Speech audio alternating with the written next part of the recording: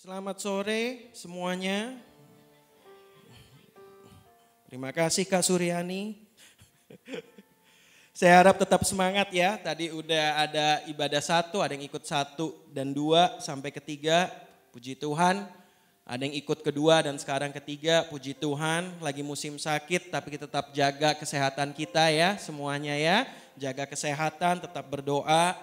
Ya, pada hari ini saya akan sharing yaitu mengenai tolong boleh PPT-nya tentang mengasihi sesama ya. Waktu itu saya udah pernah berkhotbah tentang mengasihi Tuhan Allahmu dengan segenap hatimu, dengan segenap kekuatanmu dan dengan segenap pikiranmu. Itu udah yang pertama. Jadi itu dulu yang harus kita pahami, lalu kita lanjutkan dengan perintah kedua yaitu mengasihi sesamamu manusia seperti dirimu sendiri ya. Makanya saya ada topik ini dan saya percaya tadi udah ada disinggung sedikit oleh Pastor Robi ya.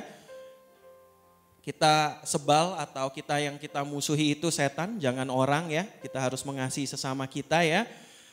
Ya ini Pastor Robi benar-benar luar biasa sudah membuka jalan buat saya. Tadi yang belum dengar atau yang kelewat boleh didengar lagi kebaktian pertama dan kedua. Sangat memberkati, sangat encouraging, sangat semangat ya. Deklarasi yang luar biasa ya. Itu peperangan rohani yang diajarkan. Bagaimana kuasa firman Tuhan dalam kehidupan kita. Thank you ya Pastor Robi, itu luar biasa sekali. Nah kita mulai dulu, kita baca ayatnya, ayat dasarnya dulu yaitu Yohanes 13 ayat 34 sampai 35. Kita baca bersama-sama yaitu mari 1, 2, 3. Aku memberikan perintah baru kepadamu yaitu supaya kamu saling mengasihi. Sama seperti aku telah mengasihi kamu, demikian pula kamu harus saling mengasihi. 35. Dengan demikian semua orang akan tahu bahwa kamu adalah murid-muridku yaitu jikalau kamu saling mengasihi ya. Jadi ini adalah ayat dasar kenapa penting tentang mengasihi ya.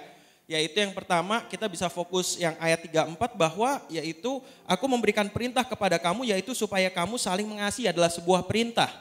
Ya, yang 35 lalu dikatakan yaitu dengan demikian semua orang akan tahu bahwa kamu adalah murid-muridku yaitu jikalau kamu saling mengasihi ya. Kita diperintahkan untuk menjadi murid Tuhan dan yang harus diketahui ini adalah suatu yang penting buat saya yang menegur saya. Kita orang Kristen kebanyakan tahu orang Kristen nggak boleh merokok, nggak boleh minum. Orang Kristen hari Minggu harus ke gereja. Tapi apakah kita sebagai orang Kristen pertanyaannya diketahui sebagai kasih kita? Kita boleh mengajak orang, kita boleh menegur orang, kita boleh diketahui bahwa dia nggak boleh rokok. Apakah kita diketahui sebagai orang yang mengasihi? Karena kalau kita mengasihi baru kita diketahui bahwa kita adalah murid Yesus. Ya. Jadi itu teguran pertama buat saya ketika saya mempersiapkan ini. Yang kedua adalah ide mengasihi itu adalah sebuah ide yang bagus. Kayak selalu kalau kita dengar kalau Inggrisnya love kan ya. Jadi kalau love your neighbor, love each other. Itu sebuah ide gagasan yang kayak berbunga-bunga gitu. Kayak wah indah kan kalau maksudnya kayak tadi peperangan. Serem kan maksudnya kayak wah peperangan rohani bahwa ada alam roh dan itu benar ada peperangan gitu kan. Idenya udah kayak greget gitu kan tadi kan ngotot gitu kan kalau kata tadi Pastor Robi ya kan yang diperagakan oleh Pastor Joao ngotot gitu kan pakai pedang dan segala macam. Kalau mengasihi itu idenya kayak wah tenang. Love gitu, peace and joy ya kan karena love kan biasa dikaitkan dengan itu. Tapi ide itu kalau buat saya adalah susah sampai kita harus melakukannya. Ide kata kasih sesamamu itu enak banget gitu kalau kita ngomong ke orang-orang gitu kayak anak-anak sekolah minggu kamu harus mengasihi ya enak gitu. Sampai kita benar-benar kita yang harus melakukannya, kita dalam posisi itu kita harus mengasihi. Dan saya nggak akan membuat ini seperti kayak tadi Pastor Robi mengasihi musuhmu, saya nggak akan masuk ke dalam khotbah Yesus di atas bukit. Mengasihi musuh tuh susah dan saya akan akuin dan nanti mungkin ada seriesnya nanti bisa kita bahas ya. Tapi kalau kita harus mengasihi yaitu orang-orang yang kita nggak dekat, tapi sesama dan mereka tidak berperilaku sesuai dengan ekspektasi kita. Itu tuh udah susah sebenarnya. Nggak usah mengasihi yang kasih musuhmu, enggak. Mengasihi orang-orang kayak gereja yang kita sama nggak deket dah, kita nggak ngomong gitu. Kalau ketemu cuman ya shalom gitu kan maksudnya hari Minggu. Shalom apa kabar baik-baik, mengasihi orang-orang itu saudara-saudara. Itu tuh nggak gampang. Ya kan, mengasihi, kalau buat saya tadi contohnya saya tulis mengasihi Asyir yang ngatur gitu kan, kayak udah dingin gitu kan, hujan gitu kan, terus dia kayak Bapak Ibu duduk di sini ya, mengasihi orang-orang itu tuh kayak bete gitu kan, kayak apaan sih nggak mengerti, kayak saya lagi mau mencari Tuhan. Kalau saya dingin saya nggak bisa menyembah Tuhan dengan baik. Kamu nggak tahu saya dingin, ya kan, saya lagi nggak enak badan masuk angin. Ya ngasih orang-orang yang kayak gitu itu nggak gampang, mengasihi orang yang kita udah datang, udah mau ke gereja, kita udah bilang, iya pokoknya saya mau ke gereja, saya semangat gitu kan. Kita udah males, kita bangun pagi, habis nonton bola kalah 0-6 ya kan. Terus besoknya mesti ke gereja gitu kan. Ke gereja udah nih, udah harus saya ke gereja, udah semangat banget kan. Ya udah deh, saya mau ke gereja gitu kan. Udah nyeret diri sampai ke gereja, ketemu orang itu tuh. Udah lama gak ke gereja, tumben ke gereja. Mengasihi orang-orang kayak gitu. Terus belum lagi tambah komen ya kan. Gemukan ya Bu ya. Kurusan. Kalau anak-anak muda yang paling gak seneng. Terus kapan nikahnya? Iya, mengasihi orang-orang kayak gitu. Bukan mengasihi musuh. Mengasihi orang-orang kayak gitu. Gak gampang gitu kan. Maksudnya kayak orang-orang yang bertanya kayak gitu. Tapi ya kita adalah orang-orang Kristen. Dan ini saya akan nyatakan suatu fakta, kalau kita sudah lama bergereja dan kita sudah lama dalam tubuh Kristus, percayalah orang-orang, ini agak di luar, orang-orang yang akan menyakiti kita adalah bukan orang-orang di luar atau beragama lain. Orang-orang itu adalah orang-orang Kristen. Benar, mereka yang akan menyakitkan kita dan itu kenyataannya gitu. Kita harus menerima itu. Dalam kehidupan saya juga bukan kenapa-napa. Banyak yang menyakitkan diri saya ya orang Kristen gitu. Dan mereka adalah orang-orang yang percaya Tuhan, tapi kita harus tahu mereka orang-orang yang gak sempurna. Mereka dalam progres, mereka juga orang berdosa. Dan kenyataannya itu yang makanya kita harus memperlengkapi diri kita. Gimana kita bisa mengasihi sesamamu seperti dirimu sendiri. Ya kan, karena Tuhan mengajarkan perintah Tuhan untuk mengasihi. Dan tadi saya bilang gampang, sangat gampang untuk mengasihi orang ketika mereka sudah masuk ke dalam suatu standar yang menurut kita mereka layak dikasihi. Gampang. Kalau udah mereka dalam suatu bentuk, suatu standar yang kita ekspektasikan untuk mengasihi mereka tuh gampang.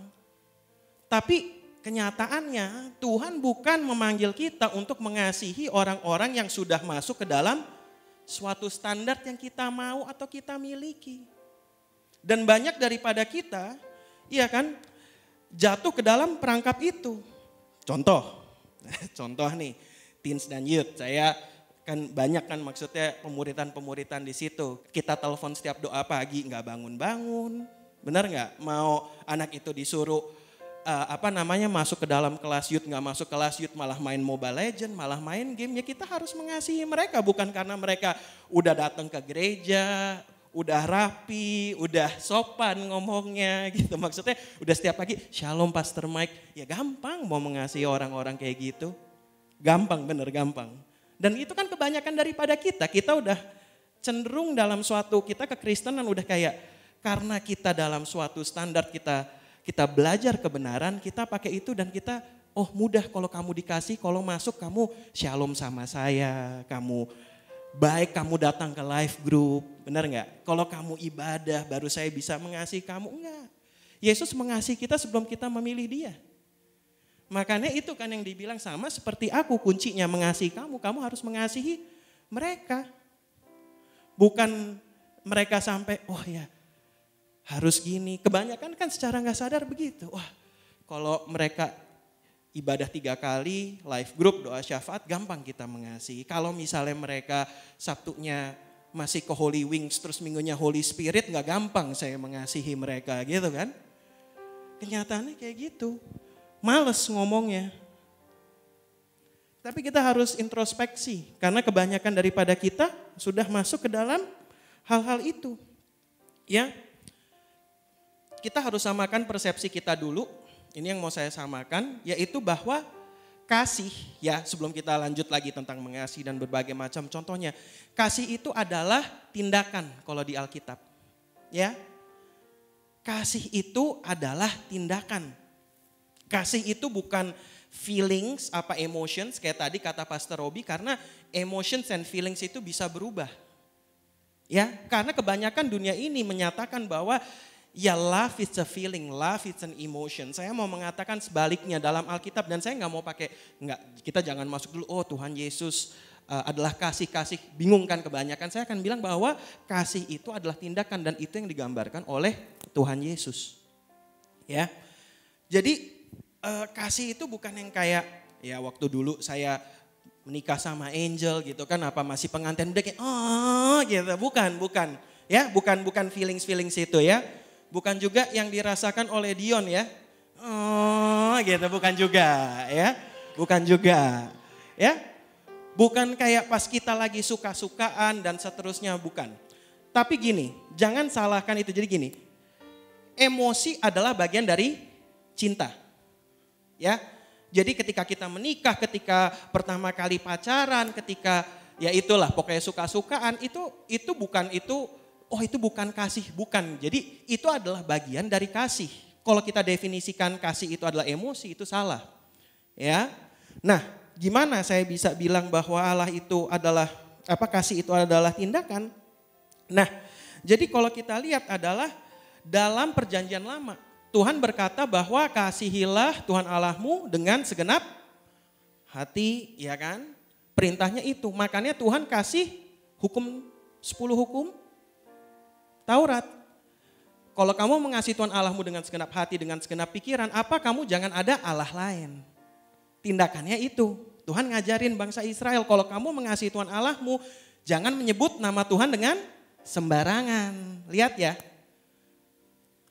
Yang kedua kasihlah sesama manusia, itu dari Perjanjian Lama, ada di kitab Imamat.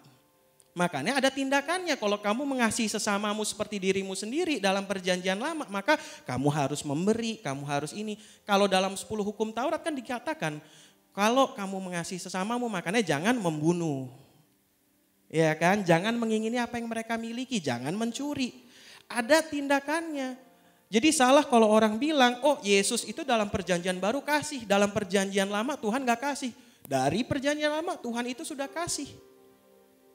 Gak pernah berubah, Tuhan yang sama. Jangan kita ada, Perjanjian Lama Tuhannya Tuhan hukuman-hukuman. Enggak, karena kasih itu harus dibuktikan dengan tindakan. Makanya sama kan Tuhan Yesus, Allah Bapa begitu mengasihi kita sehingga dia tindakannya mengaruniakan anaknya yang tunggal. Begitu sayangnya dia sama bangsa Israel, maka dia mengambil bangsa Israel keluar dari Mesir. Ada tindakannya. Jadi kalau kita samakan itu ya, jadi kasih itu harus ada tindakan. Gak cuman emosi, gak cuman feelings ya. Kasih itu bukan sebuah emosi, bukan sebuah rasa, tapi sebuah tindakan. Ya. Nah, dan saya mau address ini di sini, kebanyakan karena dulu kekristenan masuk ke dalam hal ini, kita nggak perlu belajar untuk mengasihi diri sendiri, baru kita bisa mengasihi orang lain. Itu konsep yang salah.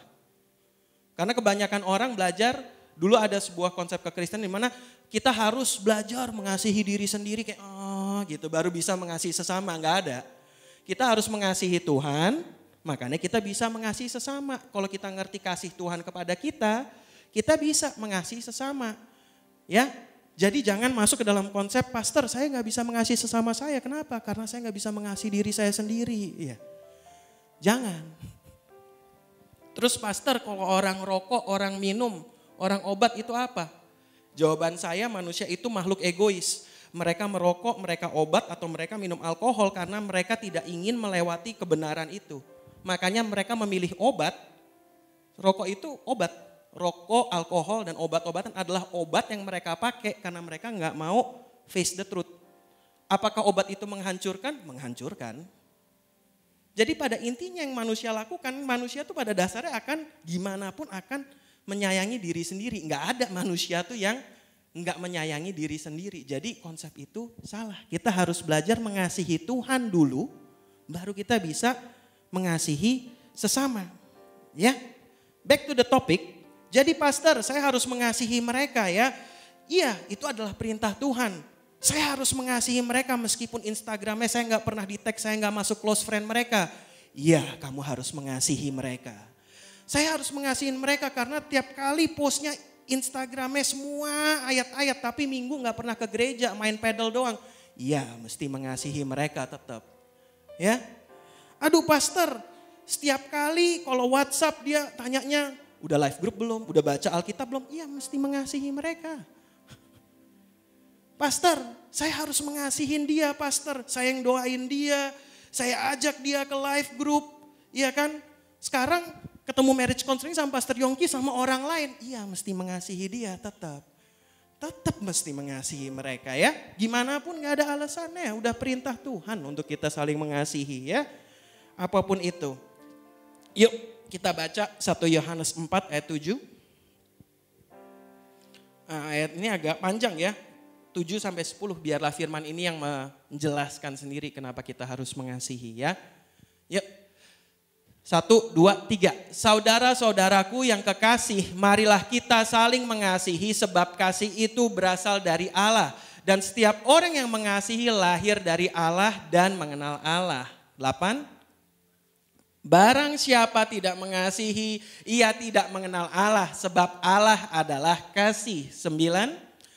Dalam hal ini kasih Allah dinyatakan di tengah-tengah kita, yaitu bahwa Allah telah mengutus anaknya yang tunggal ke dalam dunia supaya kita hidup olehnya. Oke, langsung kita ke 10 terakhir. Inilah kasih itu, bukan kita yang telah mengasihi Allah, tetapi Allah yang telah mengasihi kita dan telah mengutus anaknya sebagai pendamaian bagi dosa-dosa kita. Sudah cukup jelas ya ayatnya ya. 4, aku suka tadi saya bilang ayat yang 9.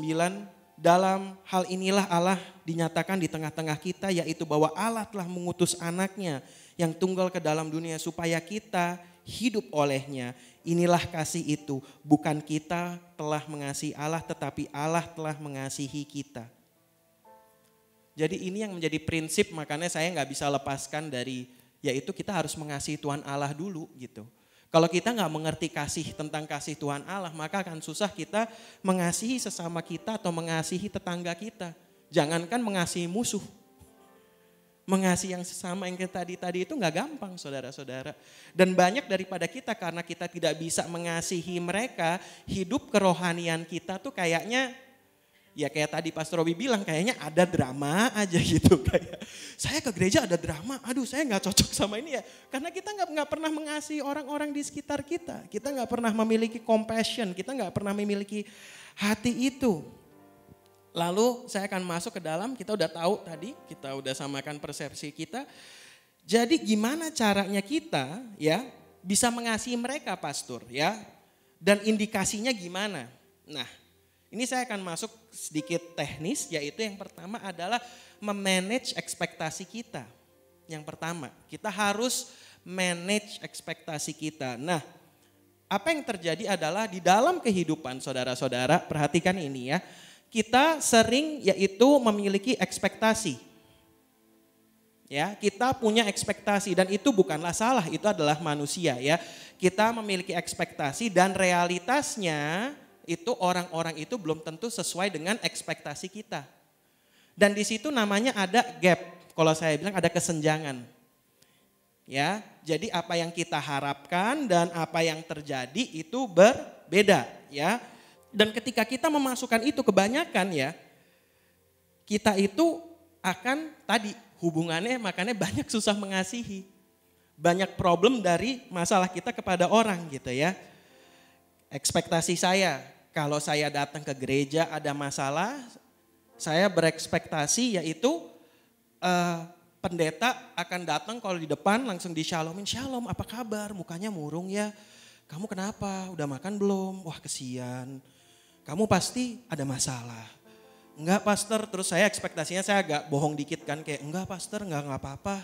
Tapi pastornya akan terus push kayak, enggak kamu cerita dong ke aku, ya kan.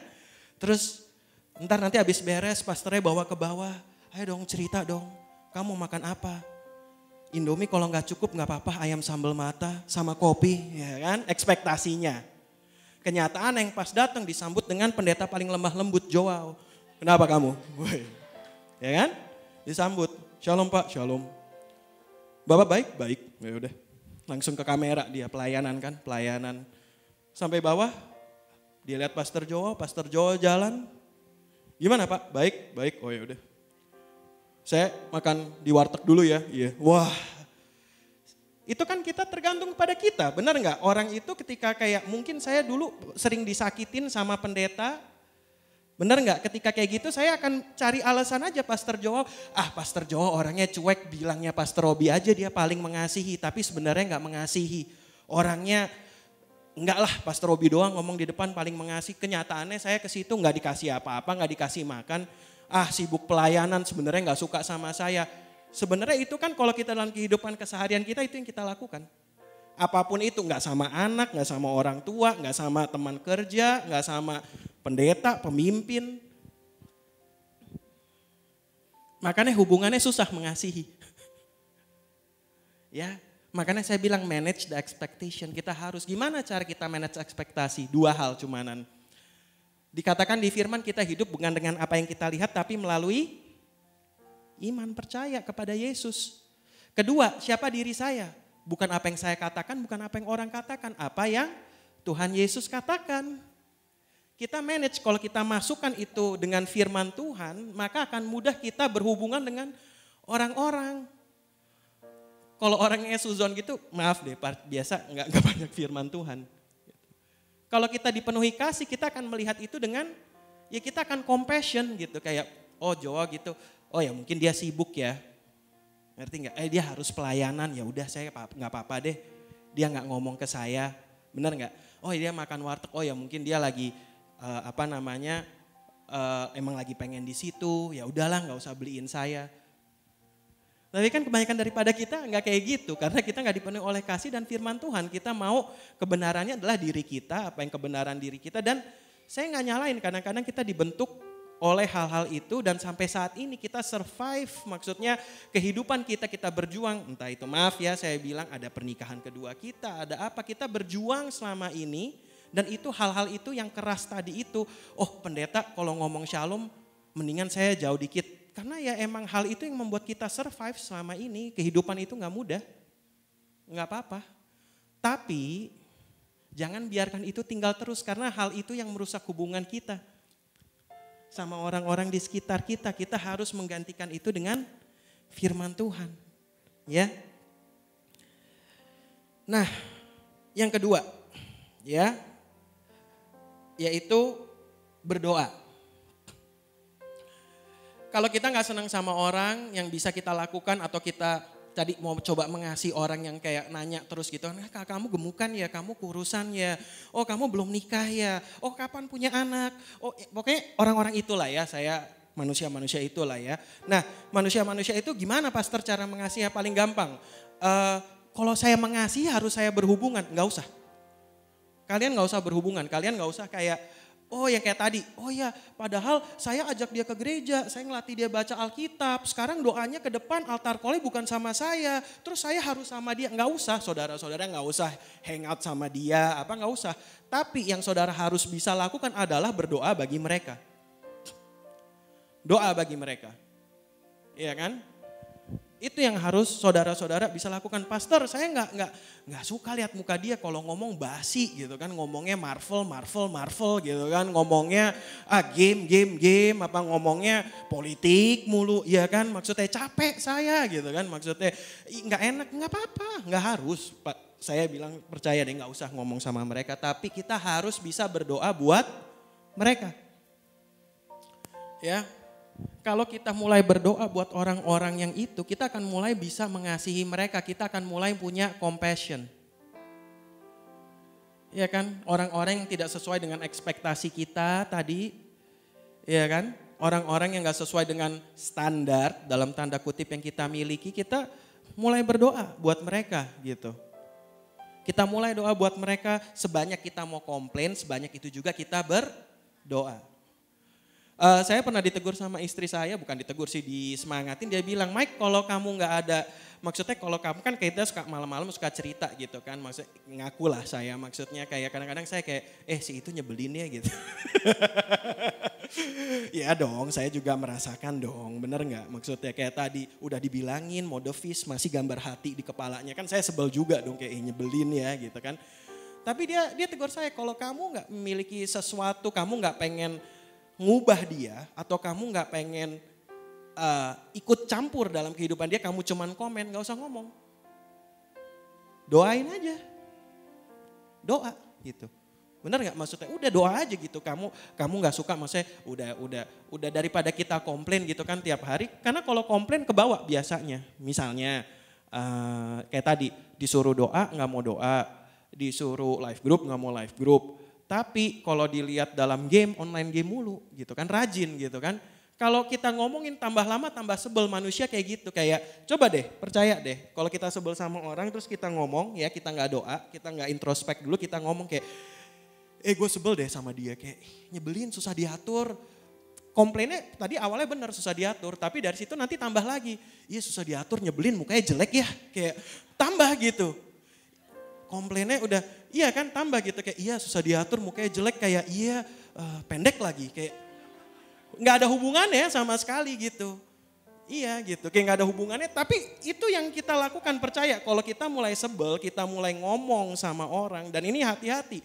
Kebanyakan daripada kita ngomong yaitu orang-orang di sekitar kita, tetangga-tetangga kita. Jarang kita ngomong orang-orang agama lain. Dia kata-katanya kasar, iya ya kalau mimpin gak enak, kalau mimpin mimpin kata-katanya kasar, suruh saya ini mulu, kayak kata-katanya negatif. Lanjutin tuh kalau temennya apa-apa, jadi siklusnya jadi susah mengasihi gitu, kayak mukanya nggak enak, kayak segala macem. Daripada kayak gitu doa buat mereka. Tuhan, ya jangan doa yang serem-serem ya, Tuhan biarlah penghakiman-Mu turun di atas dia karena saya nggak layak menghukum tapi Engkau layak gitu kan, jangan. Ya bukan jangan doa penghukuman seperti itu ya, kayak bara api di atasnya Tuhan di dalam nama Yesus, nggak boleh ya. Kita doa dengan penuh kasih. Tuhan, biarlah firman Tuhan mengambil jalur dalam kehidupan dia. Ajar saya untuk melihat dia, mengasihi dia bagaimana Engkau ingin saya mengasihi dia. Ajar saya menghormati, itu doa saya setiap pagi. Saksi ada. Jadi saya selalu gitu, Tuhan ajar saya untuk mengasihi orang-orang yang Kau taruh di atas saya dan menghormati mereka bagaimana Engkau ingin saya menghormati, dan ajar saya untuk melayani orang yang Kau percayakan kepada saya bagaimana Engkau ingin saya melayani. Dan itu merubah hati kita, compassion kita mulai berubah. Ya. Dan yang terakhir, jadi udah 3 cara ya, manage expectations. Kita harus tahu masukkan firman Tuhan. Yang kedua adalah berdoa. Paling gampang berdoa ya. Yang ketiga adalah gratitude, mengucap syukur. Berapa banyak daripada kita mengucap syukur buat orang-orang di sekitar kita. Kita sering berdoa, Tuhan tutup bungkus dia, berkati dia. Dan itu gak apa-apa, bagus gitu. Tuhan tutup bungkus dia, berkati dia, jagai dia dalam kesehatannya, biarlah anugerah-Mu, penyertaan-Mu turun di atas dia. Tapi jarang daripada kita yaitu mengucap syukur buat keberadaan mereka. Benar gak? Buat anak kita, orang tua kita, orang-orang di sekitar kita, we take it for granted gitu. Kalau kita ingin belajar mengasihi orang, yang pertama-tama kita harus bisa mengucap syukur buat keberadaan mereka gitu. Keberadaan saya sampai saat ini adalah karena kakak-kakak saya. Dulu yang saya lagi aneh, saya pernah aneh saudara-saudara. Saya lagi aneh, saya lagi bandel, mereka yang sabar sama saya. Sehingga saya bisa di sini berkhotbah, memimpin. Kan saya dari waktu itu dari kecil banget, dari segitu tuh. Ya, dari kecil banget. Ini orang-orang ini saya nggak usah sebutkan, tapi mereka dalam pendidikan mereka, doa gitu. Meskipun gue udah bandel, aduh hile bandelnya kan. Kalau zaman dulu kebaktian di sini di bawah, saya main petak umpet 1, 2, 3, wah gong gitu kan. Dokter Paul sampai turun gitu kan. Yang dipanggil siapa? Guru sekolah minggunya. Bukan saya, mana saya dimarahin. Ya kan? Oh Marvi kenapa kamu biarin Michael lari-lari sampai atas? Ditegur dia. Tapi iya kan, dia mengucap syukur buat keberadaan saya, dia tetap doakan, dia ya ada komplain lah pastilah. Ada komplain lah, tapi maksudnya dia doakan, ya itu saya bisa menjadi diri saya, and my gratitude is that saya mengucap syukur buat keberadaan dia gitu. Kalau saya mau belajar mengasihi dia meskipun kadang-kadang agak emosian, tapi saya mau belajar mengasihi dalam kekurangan dia, gimana ya? I have to have a gratitude gitu. Saya harus mengucap syukur buat keberadaan dia. Saya harus mengucap syukur buat keberadaan mau itu pendeta-pendeta yang dulu kayak Michael ayo dong doa, Michael doa, ibu saya kayak gitu. Saya kan bangun, Michael doa, Michael doa, Michael doa sampai dia sebel, dia kayak gue setelin juga kaset kan. Tapi saya harus mengucap syukur buat keberadaan orang-orang itu gitu. Kalau saya nggak bisa mengucap syukur buat mereka, gimana saya bisa mengasihi mereka? Dan kebanyakan daripada kita udah take it for granted gitu, orang-orang ingetin kita, jangan lupa ya hafalan, jangan lupa ya datang ke gereja. Kita udah nggak mengucap syukur lagi, kita banyak doa berkat buat mereka. Kita banyak berdoa dan kayak ya bertegur sapa, tapi kita udah nggak mengucap syukur lagi. Ya, jadi saya harap udah sampai di sini, yaitu let us love one another, itu kata-kata terakhir saya ya. Saya harap dengan ini memudahkan kita untuk bisa saling mengasihi satu dengan yang lain. Ya, memanage ekspektasi kita, ya ingat sekali lagi kadang-kadang kehidupan apa yang kita lihat dan realitasnya berbeda. Janganlah itu menimbulkan sakit hati dan kesenjangan sosial antara satu dengan yang lain, karena kita dasarnya adalah makhluk sosial. Kita akan bergereja, kita ada tubuh Kristus. Ya, yang kedua berdoa buat mereka, suka gak suka daripada kita komplain berdoa. Berdoamu tadi kayak saya bilang kadang-kadang doanya susah, tapi doa aja gitu, Tuhan ajar saya mengasihi mereka, ajar saya gini. Kadang-kadang permintaan pemimpin gak masuk akal, ya kan. Pemimpin gak ngerti saya gitu kan. Kayak udah suruh buat laporan live group, diteriakin laporan live group, suruh bikin pertanyaan, suruh kumpul lagi habis minggu. Gitu. Ngucap syukur, berdoa buat mereka. Tuhan berikan mereka hikmat, ajar saya menghormati mereka. Gratitude, setiap hari kita mengucap syukur. Dan itu gampang gitu, kayak setiap pagi. Dan ini saya percaya cuman it takes 5 minutes, 5 to 10 minutes of every day of your life. Cuman 5-10 menit kalian lakukan ini. Maka itu akan memudahkan kita untuk bergereja, bertumbuh bersama dan saling mengasihi orang satu dengan yang lain. Amin. Oke, itu aja. Mari kita bangkit berdiri.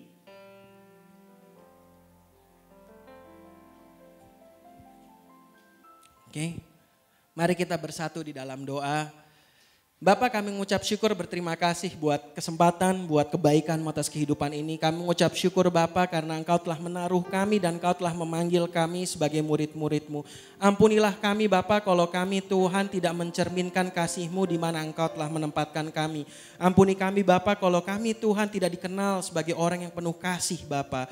Biarlah kami dipenuhi oleh kasih-Mu sekali lagi. Biarlah kami kembali ke kasih mula-mula kami dan mengerti arti Injil, arti kasih-Mu di kayu salib buat kami, karena itu adalah sumber kehidupan kami sebagai orang percaya. Dan ajar kami Bapa melayani orang-orang di sekitar kami bagaimana Engkau ingin kami melayani. Ajar kami menghormati pemimpin-pemimpin kami Tuhan bagaimana Engkau ingin kami menghormati. Ajar kami mengasihi satu dengan yang lain Tuhan bagaimana Engkau kami ingin mengasihi. Dan kami mengucap syukur Bapa buat orang tua kami, buat anak-anak kami. Kami mengucap syukur buat suami dan istri kami. Kami mengucap syukur Bapa buat gereja ini, buat pemimpin-pemimpin Bapa rohani kami. Kami mengucap syukur Bapa buat teman-teman di sekitar kami dan keluarga kami. Kami mengucap syukur Bapa buat keberadaan mereka Bapa. Dan kami berterima kasih karena Engkau telah memanggil kami untuk mengasihi. Dan itu adalah panggilan yang mulia Bapa dan kesempatan yang baik Tuhan yang telah Kau berikan kepada kami Bapa. Ajar kami memiliki hati yang lemah lembut, yang takut akan Engkau, yang lebih lagi compassionate, yang lebih lagi Tuhan mau mengasihi sesama kami. Dan biarlah melalui itu Tuhan, orang-orang boleh mengenal kasih-Mu dari kehidupan kami. Orang-orang boleh kembali ke jalan yang benar Tuhan. Kami mengucap syukur, kami berterima kasih. Kami serahkan semua ke dalam tangan-Mu. Kau berkati kami dalam keluar masuk kami Bapa. Juga hamba berdoa Tuhan, apapun mereka Tuhan yang sedang sakit atau melewati pergumulan, kiranya Kau yang bukakan jalan bagi mereka. Kau yang menyembuhkan mereka Tuhan, dan Kau yang menguatkan mereka Tuhan. Kami berdoa juga Tuhan, apapun yang mereka butuhkan dalam waktu-Mu Engkau saja yang menjawab. Kami percaya mereka menjadi kepala dan bukan ekor Tuhan. Dan kiranya Tuhan berkat dari Allah Bapa, kasih daripada Yesus Kristus, dan persekutuan daripada Roh Kudus menyertai mereka sampai Maranatha. Kami mengucap syukur, kami berterima kasih. Hanya di dalam nama Yesus kami mengucap syukur dan berdoa. Haleluya. Amin, amin, amin, amin. Puji Tuhan. Selamat hari Minggu. Stay healthy, stay blessed. Tuhan Yesus memberkati.